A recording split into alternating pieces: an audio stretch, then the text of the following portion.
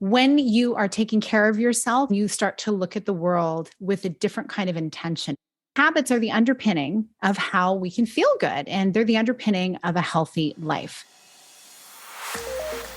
Hello, and welcome to the Connect podcast.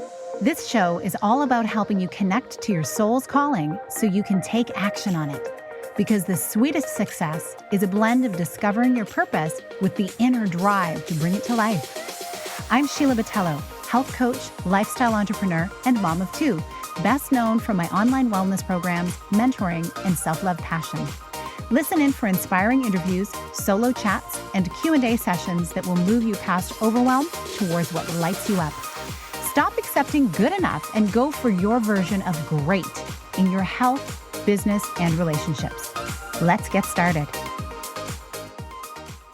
Welcome to the Habit Integration Masterclass, where we're going to talk about how you can actually start living in a way where your habits don't seem so difficult, but they actually seem like they flow in your life. Because if you are like so many of the women that I've talked to, you know exactly what you want to do and what you need to do to feel your best in many cases. Because you can think back to a time, just imagine right now, a time where you felt amazing.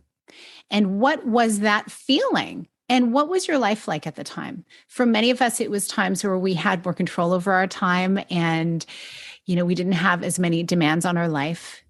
And I'm here to tell you that it doesn't matter what age we are, we can create habits that support beautiful, vibrant health through our life, no matter what our age. And I turn 50 next month. So I'm really thrilled because I feel like it's a new birth. It's a new beginning.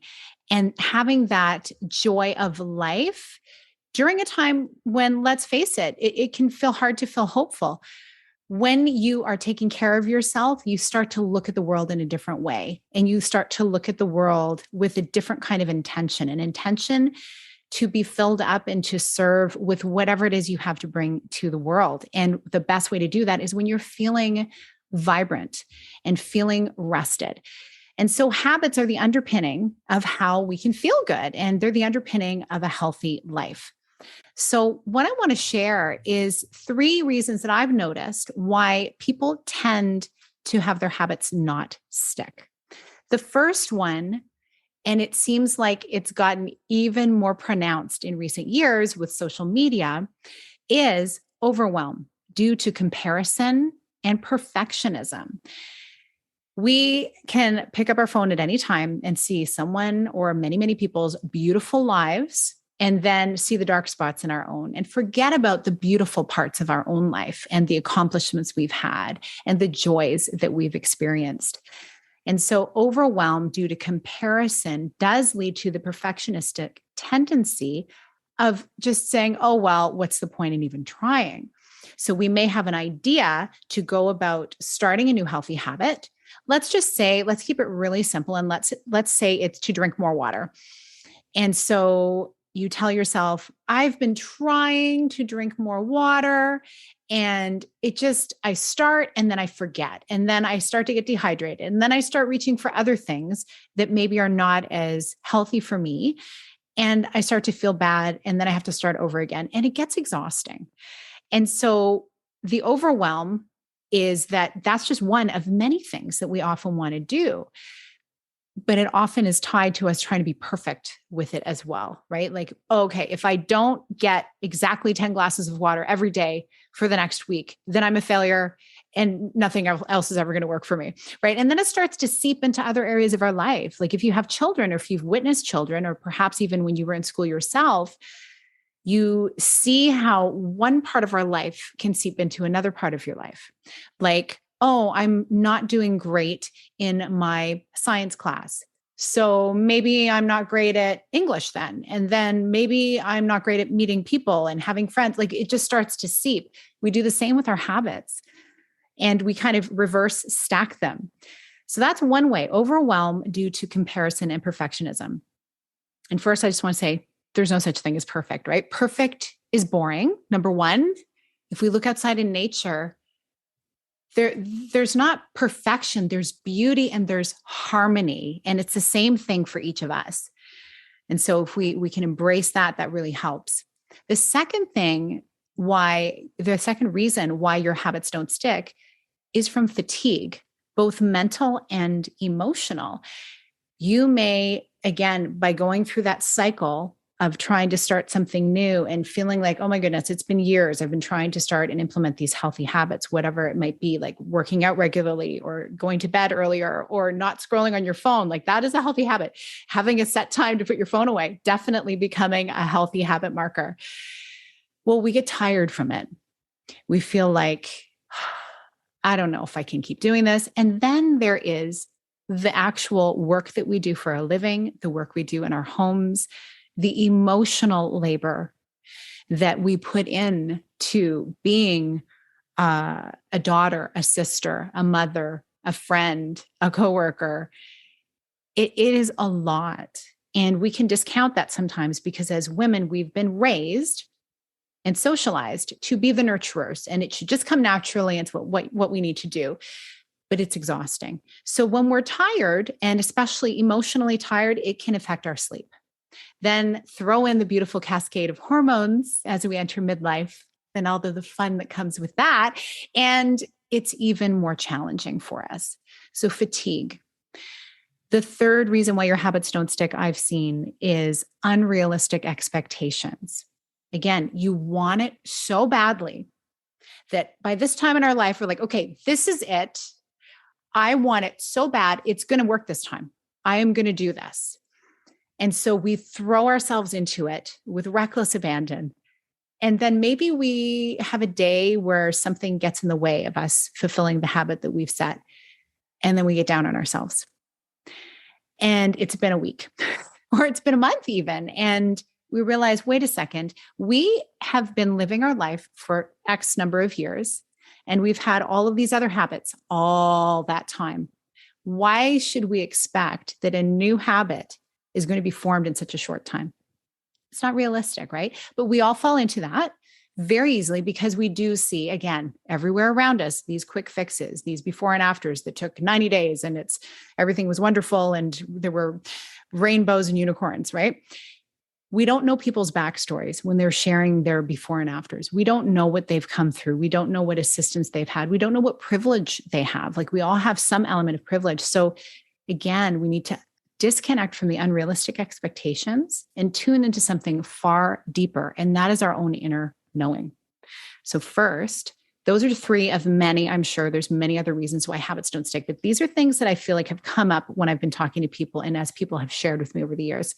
Specifically the last few years when life has been thrown a curveball and everyone's been forced to pivot. Now we're, as Hilda and I were talking, we're getting back into a new sense of normal.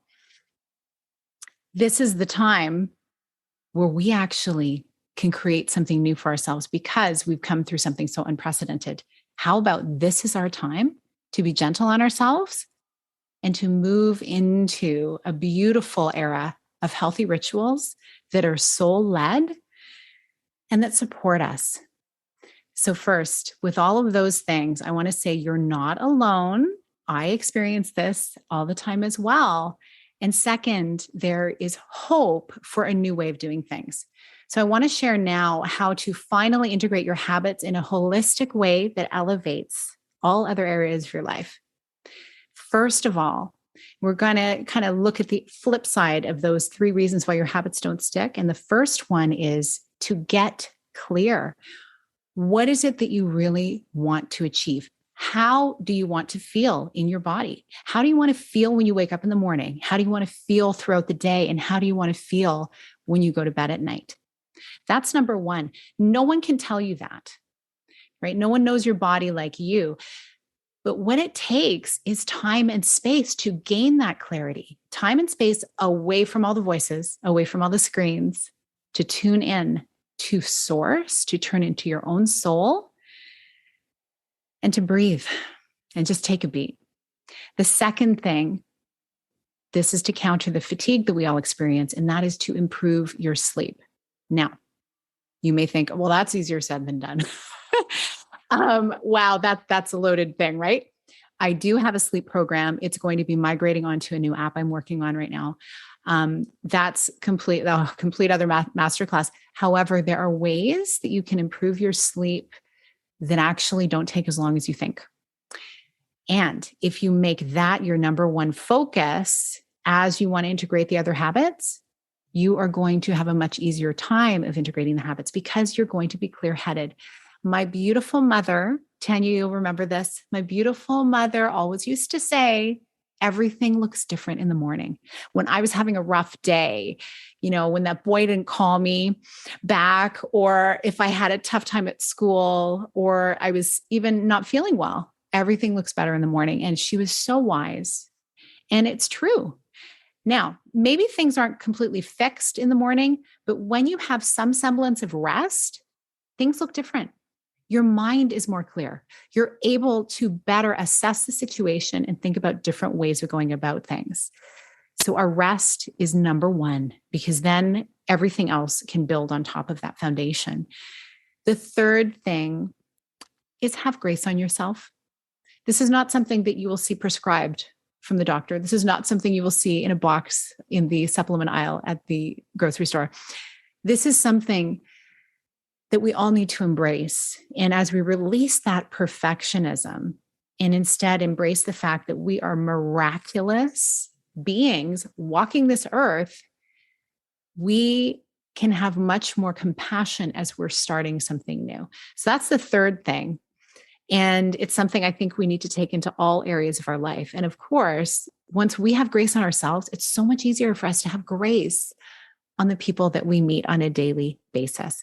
So those are my first things that I wanted to share about habits. And I'd love to hear how it resonated with you. So if you want to type in the chat, like things that came up from you, stories from your youth, things that you're actually trying to implement. What are the habits that you personally would like to improve upon? And as you're doing that, I'm going to share you a brief story. I'm going to share a brief story with you.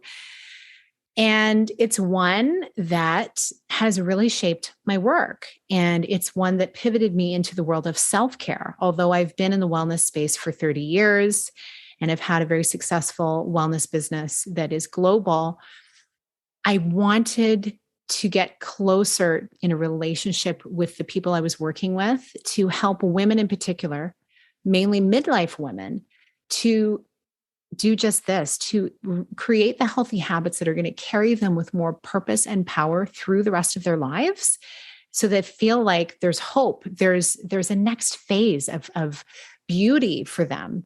And it starts with self-care. And self-care is a collection of habits, and they're self-led habits as well, because they're different for all of us. And so what got me into that type of work is when my sister was diagnosed with stage 4 sarcoma cancer back in 2013. And she was getting treated for it. It was a very quick diagnosis after 9 months of having pain in her leg. And she was in her early 40s. So we thought, okay, well, this is something that will be easy to treat. No problem. They found it.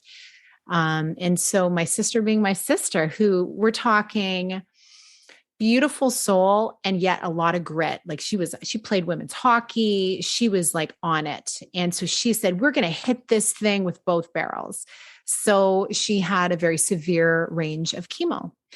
And within a short time, I had gone to see her when she came home from the hospital to just help out for a few days with herself and her small children, who are 2 and 5, and her beautiful husband. And when I got home, after she sent me back home saying, everything's great, we're good here, she, that very night actually, was airlifted on life support to the hospital because she had gone septic. And it will remain a mystery to me exactly, obviously, everything that happened, causing that, a lot of questions. However, that would lead to 6 weeks of her being in hospital. And literally within 2 hours of waking up and getting the messages from my frantic brother-in-law through the night, my husband, my 2 children, who were 5 and 7 at the time, hopped in our car and we drove 6 hours to go be with her. And we found a place to live. Fortunately, my parents had just recently moved into a building that was like 5 minutes away from this hospital. Like the timing and serendipity is very interesting. It's not lost on me. And so I would go there home educating my kids, creating a safe space for them, my husband moving his work into that little apartment, and spending most of my days at the hospital sitting beside my unconscious sister, talking to her, telling her, hey, we've got this, and praying with her and singing to her, and as though she was awake. And finally, after a few weeks, she did come off life support. And it was not very long, though, until things took a turn. And of course, my optimistic spirit, I really thought she was going to brighten. And actually, it was, again, serendipity. The day that my cousin Tanya decided, hey, I'm going to come. I'm supposed to work, but I just feel the sense that I should come today. And she came, and we spent a beautiful day together. And then we went down for some tea in the evening as the night nurse came in. And by the time we got back to the ICU, my sister was on very low oxygen, and within not very long, she passed. And so literally I was holding my sister and Tanya was holding me. What was so pivotal about that was that everything came back to, we really need to tune into how we're feeling. We really do. And the purpose of this masterclass is to say that that was my story in what really woke me up to, wow, how are we so disconnected from ourselves that these things happen? And it just got me into that quest of wanting to serve in a deeper way. And so from that time, it took me some time to kind of get my bearings again, but I came back into my work with a lot more zest for wanting to create a beautiful space for women to thrive. And so how does this integrate into the whole conversation about habits? The only way that I could have been carried through that time, like definitely my faith was number one, but it was my habits. Fortunately, I had some habits, just very basic ones, set up in advance that were just natural to me. They carried me through that time of holding things together from my little ones, my parents, my husband, my sister, my brother-in-law, and holding that space. I just felt like I just wanted to, and I would get up every morning, have my lemon water, and then I would go on a beautiful walk along the Rideau River in Ottawa. And every day I did that, it filled me up to be able to go and handle the rest of the day and to show up in a way that was in my heart, hopefully a blessing. Our habits, they form so much of our life, and it can be different for all of us what those habits are. But I'd love to hear what landed for you in this. And yes, Hilda, you said perfectionism and comparison definitely resonates. Yeah, it is, it's epidemic. And I think it's because of how patriarchy has led us, right? We've been in this patriarchy conversation for a while, many of us, and we can change it. I'm grateful that through that process and with my boys, they were able to witness that. They don't have much of a recollection about that time, but they've always been very involved in our home, that, the caretaking of our family. While I love to nurture and I love to be there for my family, we're all there for each other. We share the load, and they each all have their daily rituals that support them so they can show up in their best way, as well as hopefully very centered young men. What I wanted to share with you as we're nearing the end of this is that, again, the way to really clear space to create a place for your habits to land and to really be part of your life is to allow your intuition to guide you and to have moments throughout the day to tune into yourself where nothing else is crowding out that time. That may even be your very first habit, just having a moment alone, whether you have to hide in a closet or be in a hotel room, Hilda. I'm checking into a hotel. That's awesome, right? And also my journal has been a really great ally through the process because it's where I clarify things. We all process differently. My hope is that you will experience the same thing. And what I am doing, what I really had a beautiful intuitive hit about was I have created the 30-day grounding habits experience. And It happened while I was outdoors, like barefoot on the grass. They call that earthing or grounding. And it's something that I've really gotten into this season. And I have felt so many beautiful benefits from it. I felt my skin is improving, believe it or not. Like it just feels like there's more of a glow and a tightness to it. I'm sleeping better. My hormones have started to get more fluid because being midlife, I've had some, episodes with my hormones, and I think many of us too.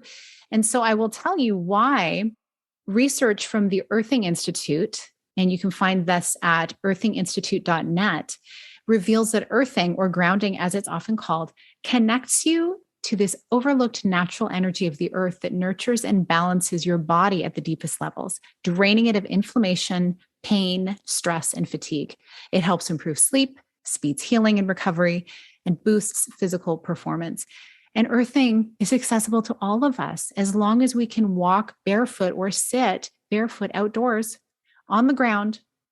Like we can do this. And then if that's not an option for some people, like for instance, in the wintertime, there are certain products you can get to stand on. Like I think they're fairly economical that you can purchase and plug in, and they are literally plugged into the ground source in your home.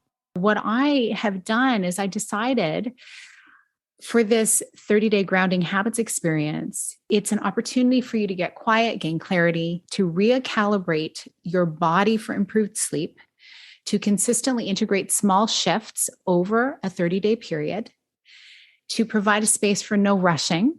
Therefore, there's more benefit for you, to stop trying to do it alone, because in community, somehow we actually improve faster when we're doing it together, when we're accountable to each other. There will be a small group participating, and I'll be guiding you. So 4 times a month, for the month of July, I want to start on July 1st. So we'll have like a welcome session on July 1st.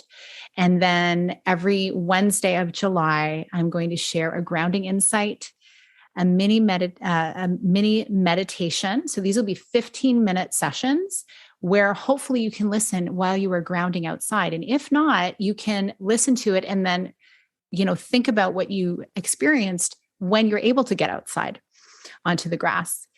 There will be daily mantras for each of those 30 days to keep you on track. There will be a community thread and everyday celebrations of how things are going. Like, hey, I did it today. I did my grounding. And there's also going to be a template for you to design your own visualization of what you would love your life to look like in the next year, 2 years, 3 years, whatever it is that you choose. It's something that I do when I'm grounding in the morning. I'll tell you my morning ritual is I get up, I actually spend a little time on my rebounder, and then I go out to, it's a little trampoline. Then I go out to the grass and I have my lemon water, and I'm standing on the grass, and sometimes I'm bundled up in a blanket. Sometimes I'm in a tank top, depending on the day in Canada. And I journal a few things I'm grateful for when I'm working on for that day. And then I just visualize my whole body healing. And then prayers for the day and prayers for my loves and all the people who come in my path, and prayers for the world.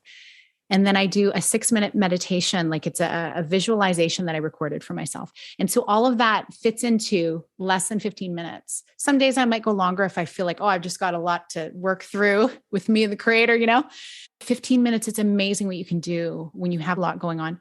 So we're going to start July 1st. The price for this experience, when it fully launches on my app, is going to be $1,333. But right now it's on pre-sale for $222 because it's in beta testing. It's a beautiful opportunity for me to be in community with the people I'm working with, because for those who work one-on-one with me, I only have limited spots. So to work with me is a significant amount more money. So this is a way for me to create an accessible space, but also to have a community thread that you can participate in and really hold each other accountable and celebrate each other. And of course, all of this is going to be available in a replay format. So you can do this 30-day exercise as often as you like. When it is in the app, you will have it. So I do have a link I'll just drop in for you if it's something that sounds like you'd like to do. we can also talk about it as well if you have more questions, and certainly drop any questions that you have in the chat. And yes, you're right. Following intuition is key. We all need to do that. So, okay, the link is in there. Again, I started building this beautiful native app, and it needs to go through a whole approval process and everything. So it's in beta mode right now. And I keep thinking, oh, I'm going to add this, I'm going to add that. And so part of my whole experience is doing a beta test on some of my programs. So this one just felt so good to be able to share. So the nice thing about it is any of your feedback gets to get implemented into the app as well. If you have any questions, you can type them in the chat. Otherwise, you can message me. I said this would be a mini masterclass, so I don't want to take up too much more of your time. I'm so grateful you were here. The question to leave you with is, how do you want to feel in your body? And what is one small thing you can do to help tune into it? And I invite you into the grounding experience to do so. With me or not, it's available to you. So I'm so grateful that you are here today. I so appreciate you. Thank you so much for being here with me on the Connect podcast. If you like this episode, please share it with someone you think would enjoy it. Also, if you head over to iTunes to leave a review, I'd be so grateful. Let us know what your favorite parts were and what you'd like to hear more of. It will help us have a greater impact, elevating many more people to grow and succeed together. See you next time.